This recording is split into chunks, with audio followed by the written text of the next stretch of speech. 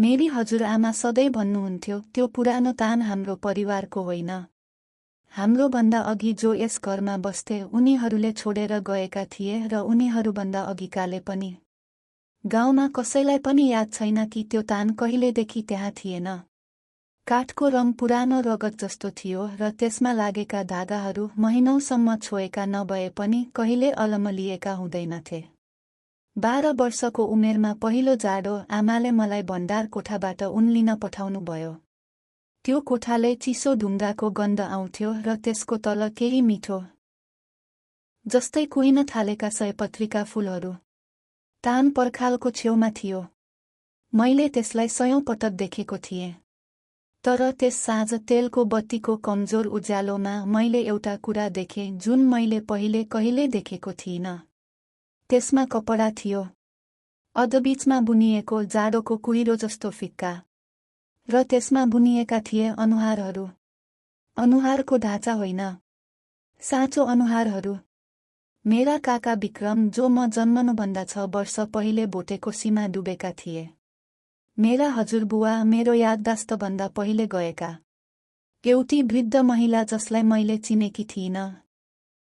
मुख खुलेको, आँखा फराकिला, हात माथि उठाएका जस्तै उनी चिच्याउँदै जमेकी थिइन्। म आमा कहाँ दौडे।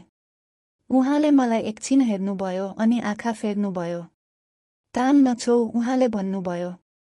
धागा कहिल्यै नतान। मैले तान छोइनँ। वर्षौसम्म। म हुर्केँ, काठमाडौँ गएँ, अफिसमा काम गरेँ, बिर्सेँ। त्यो किसिमको बिर्साइ जुन सुरक्षित लाग्छ, जस्तो कि कुनै नाम लिन नचाहेको कुरामाथि मोटो रजाई ओढाइएको। त्यसपछि गत दशैँमा म घर गएँ। आमा बिरामी हुनुहुन्थ्यो। घर सानो लाग्यो।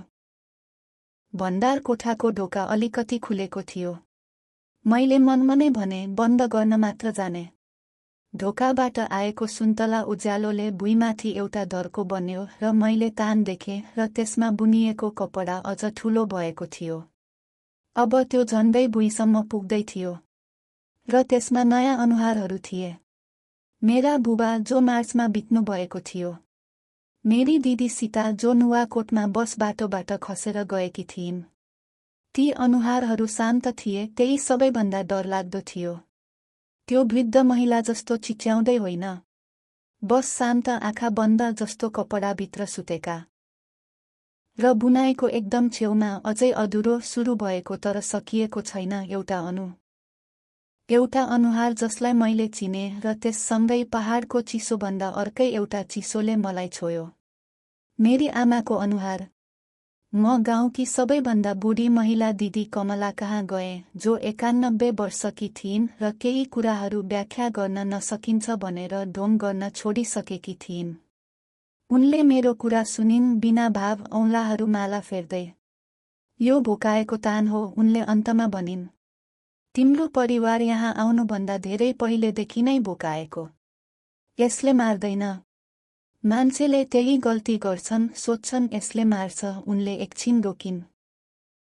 यसले सम्झन्छ मात्र। तर जसलाई सम्झन्छ तिनीहरू पहिले तय भइसकेका हुन्छन्। त्यसो भएको बुन्छ, मैले सोधेँ। उनले मलाई त्यसरी हेरिन् जसरी बच्चाहरूलाई हेर्छन् जसले पहिले थाहा भएको प्रश्न सोध्छन्।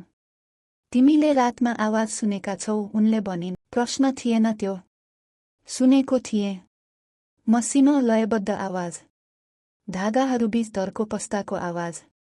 मैले आफैलाई भनेको थिएँ, हावा हो। धागा नतान, उनले भनिन्। कुनै कुरा पहिलेको ठाउँमा नफर्काऊ। र जे गरे पनि उनले माला मेरो हातमा थमाइन्। राति यसलाई नहेर।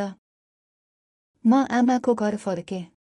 भण्डार कोठाको ढोकामा तख्ता ठोके। दशैँका दिनहरूमा आमासँग बसेँ, उपस्थित रहन कोसिस गरेँ, प्रत्येक रात काठबाट आउने आवाजका ताल गन्न नखोज्ने प्रयास गरेँ। काठमाडौँ फर्कनुभन्दा अघिको अन्तिम रात मैले तान रोकिएको सुने। बस रोकियो। जहाँ सधैँ लय हुन्थ्यो त्यहाँ मौनता। एउटा आकार भएको मौनता जस्तो केही बोल्नुभन्दा पहिलेको सास। मैले ढोका खोलिन। बिहान भएर छिमेकी घरका भालेहरूले संसार अझै घुमिरहेको घोषणा नगरुन्जेल माला मुठीमा समाएर ओछ्यानमा बसे। मेरी आमा अझै बाँचिरहनु भएको छ। उहाँले गत मङ्गलबार फोन गरेर भन्नुभयो कि उहाँको स्कुलको दशैं भत्ता यस वर्ष राम्रो छ। उहाँको आवाज ठिक लाग्यो। आफ्नै जस्तो। मैले उहाँलाई मैले के देखेँ भनेको छैन। बुनाइ रोकिएको किनभने अनुहार अझै सकिएको थिएन भनेर हो वा किनभने केही प्रतीक्षा गर्न निश्चय गर्यो त्यो मलाई थाहा छैन। म भण्डार कोठामा अब पस्दिन। तर कतिपय राति काठमाडौँको मेरो कोठामा 4 घण्टा र एउटा पहाडले छुट्याएको ठाउँमा म त्यसको आवाज सुन्छु। मसिनो र स्थिर। धागाहरूबीच धर्को, सम्झिरहेको।